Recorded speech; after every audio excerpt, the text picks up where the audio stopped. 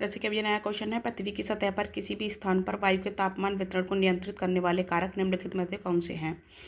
तो ये कारक दिए हुए हैं, लेकिन इन कारकों के बारे में पहले थोड़ा डिटेल से जान लेते हैं कि यह क्या है और ये किस तरीके से प्रभावित करते हैं। पहले अक्षांश के बारे में बात करते हैं। अक्षांश किसी भी स्थान का तापमान उस स्थान द्वारा प्राप्त सूर्यताप पर निर्भर करता है। यह पहले ही हम लोग जानते हैं कि सूर्यताप की मात्रा में अक्षांश के अनुसार भिन्नता पाई जाती है, अतः तदनुसार तापमान में भी भिन्नता पाई जाती है। तो यह तापमान के वितरण को नियंत्रित करता है, तो ये एक कारक हो जाएगा। तो 3 भी ठीक है। अब देख लेंगे किस किस ऑप्शन में 3 है। फिर उत्तुंगता, एल्टीट्यूड। वायुमंडल पार्थिव विकिरण द्वारा नीचे की परतों में पहले गर्म होता है। यही कारण है कि समुद्र तल के पास के स्थान पर तापमान अधिक तथा ऊंचे भाग में स्थित स्थानों पर तापमान कम होता है। अन्य शब्दों में तापमान सामान्यतः उत्तुंगता बढ़ने के साथ घटता है। इसकी इन्वर्सली प्रोपोर्शनल होता है।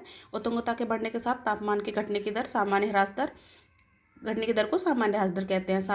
सामान्य ह्रास दर प्रति 1000 मीटर की ऊंचाई बढ़ने पर 6.5 डिग्री सेल्सियस है। तो ये भी ठीक है। 5वां उत्तुंगता है। तो 3 और 5 देखते हैं किस किस ऑप्शन में है। सी एलिमिनेट हो जाता है, यहाँ पे हट जाता है। अब तीसरा देखते हैं, समुद्र से दूरी। किसी भी स्थान के तापमान को प्रभावित करने वाला अन्य कारक समुद्र से उस स्थान की दूरी है। स्थल की अपेक्षा समुद्र धीरे धीरे गर्म और धीरे धीरे ठंडा होता है। स्थल जल्दी गर्म और जल्दी ठंडा होता है, इसलिए समुद्र के ऊपर स्थल की अपेक्षा तापमान में भिन्नता कम होती है। समुद्र के निकट स्थित क्षेत्रों पर समुद्र एवं स्थलीय समीर का सामान्य प्रभाव पड़ता है और तापमान सम रहता है। तो ये दूसरा जो है ये भी ठीक है। अब देखते हैं किस किस ऑप्शन में 2, 3 और 5 के बारे में हमने जाना।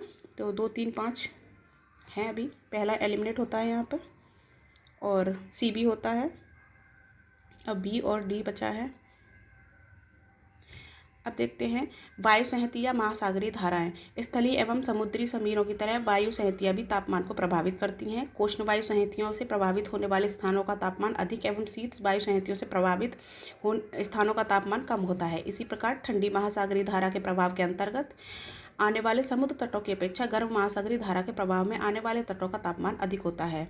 तो कथन 4 भी सही है। तो 2, 3, 4 और 5, तो बी ऑप्शन सही होगा, ये सही है। यहाँ तो हमने यह क्वेश्चन में दिए हुए कथन के बारे में जाना था कि ये कौन कौन से सही है। इसके अलावा और भी कारक हैं, उसको देखते हैं।